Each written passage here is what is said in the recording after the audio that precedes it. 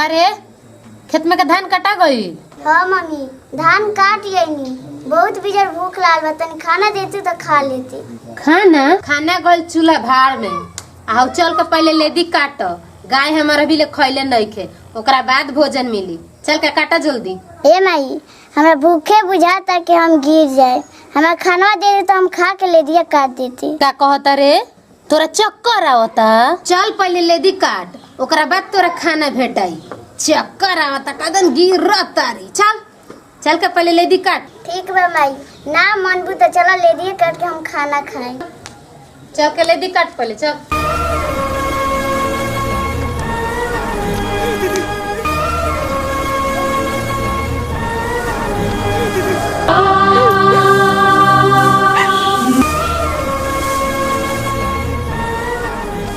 चल काट काट जल्दी।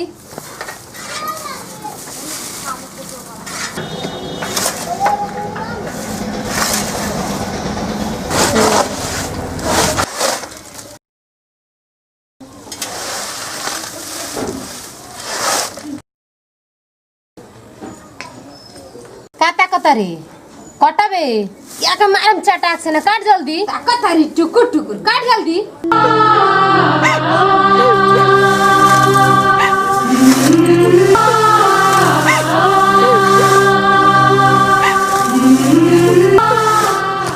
रे भर भर छिपल लाद तारी एगो कल तोर से नहीं चलत? ए मम्मी हमारे से नहीं खे चलत, अथवा बड़ी दुखाता। आ जब लगवन तो तौने तमेचा मारे तार हाथो ठीक हो जाई आ दिमागो ठीक हो जाई। काट जल्दी चला।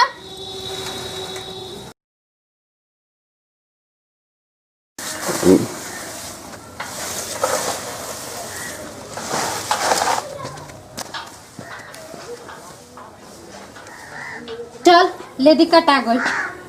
चल रे अगर अपना बाबा पापा चाचा केहू से जे कहलू जे लेदी तो हम कटनी है तो तारा के सुतले में रेत देम आ ना तो खनवे में जहर दे देम, मर जेबू। ठीक बा मम्मी, हम केहू से ना कहेम हमरा के ना मुई है। तनी देखबे पीठिया पर बुझाता कोनो कीड़ा चढ़ गइल बा का दनी। देख तो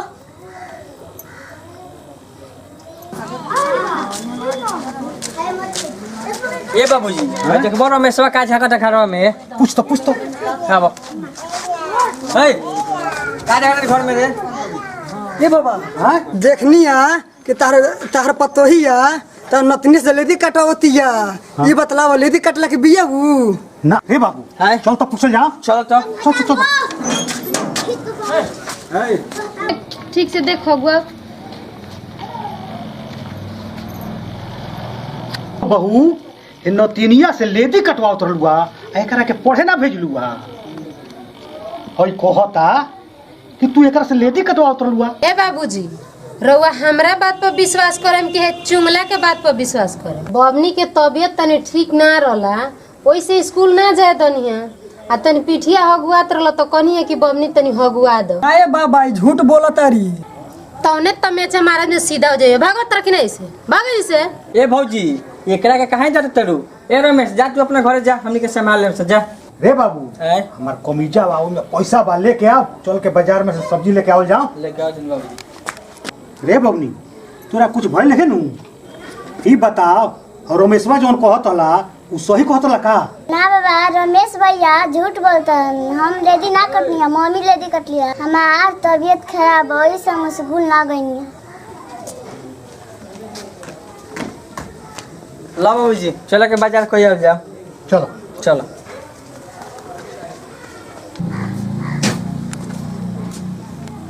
बहुत अच्छा कोइले है जे ना बतैले है। चल चल घर चल, अब तोरा के खाना खियाओ तनी। चल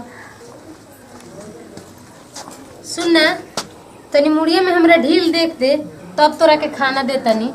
ठीक बा तनी हेर दे, हेर तनी बैठ के नीमन से हेर।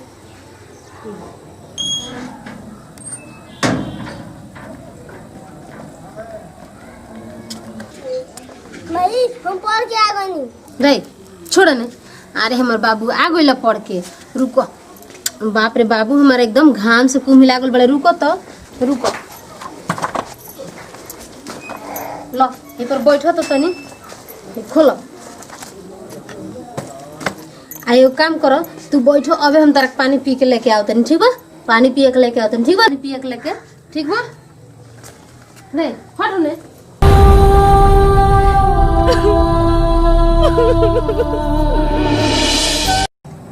अरे तू चुपचाप रह हम ताला कियो से बानी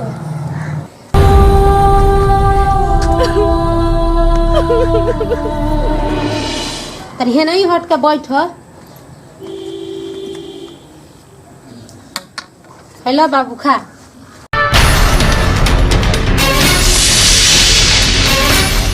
पानी रखा तनी पी लो ठीक बा आ एगो काम करियो हई कपड़ा खोल के आ ममता के दे दियो फीचे के आ ना फीचे नु तो देखो तो डांटा धर तनी ऐसे मार के ओकर देह गतान कर दियो ठीक बा हम तनी आओ तनी पड़ोसन के से ठीक बा मम्मी तू जा हमें कपड़ा ना खींचे तो इनके मार के गतान कर दे ठीक बा बेटा बहुत अच्छा हम जातनी हैं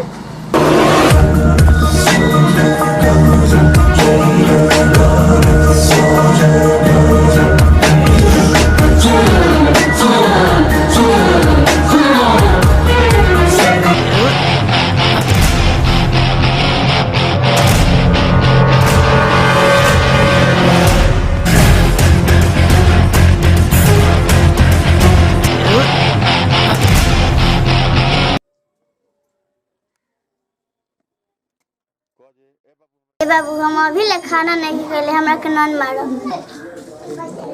दीदी हम लोग तू खाना नहीं खेले पहले खा लो ना बाबू तेरा के मम्मी देख गईली है खाए की हमरा के देखिए न खाए तो हमरा के मार के मुआ दिया दीदी हेलो तू खा लो मम्मी तो कुछ ना करियो हमार कसम बाबू तू हमरा क्रिया खिया के तू हमरा के अच्छा ना कइला अब तो खाई के पड़ी द खा ले तनी बाकी तू खाइह ठीक बा दीदी हम खा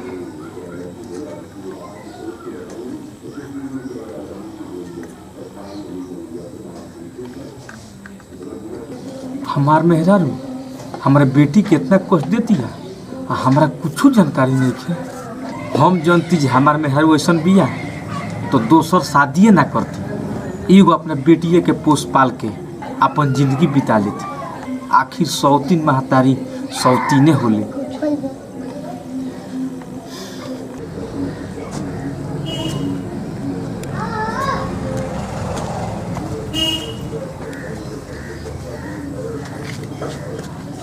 बाबू ई का होता हो दीदी हमारा खिलाओ तो किशमिश ठीक बा बेटा खा खा हम सब बुझतानी खा लो बाप रे बाप पक्का राक्षसनी बिया आज तो फैसला हुए के रही कि तो घर में ऊ रही आ ना तो हमनी के रह जाए खा लो तारा लो खा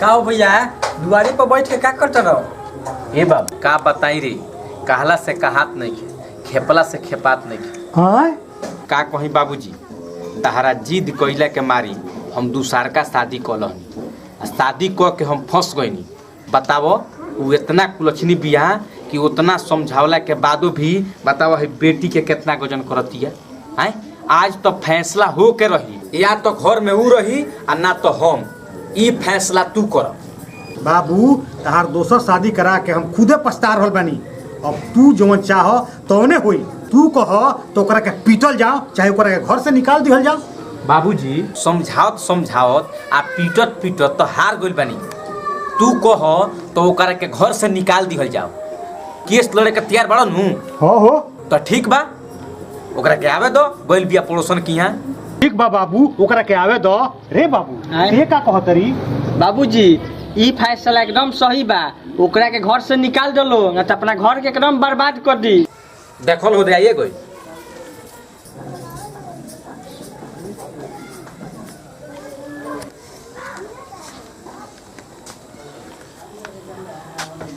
हेने का खा हो तरु सामने आओ सामने का बात बाजी सामने खा हो का भैया अब ये बताओ चल तरह के रे तोरा से हमनी के तंग आ गइल बनी सन ते हमी के बात मनबे ना ते लड़की के हमरा मनबे ना तो हम तोरा के ना रखे ते जितना जल्दी होखे ते यहाँ से जल्दी घर छोड़ के जो तो जो रे हे ने हो ने का देखो तारी जल्दी भाग यहाँ से। हमरा की और का चाहता कि हम रख ली, हम ना रख, निकल घर से निकल जल्दी, चल भाग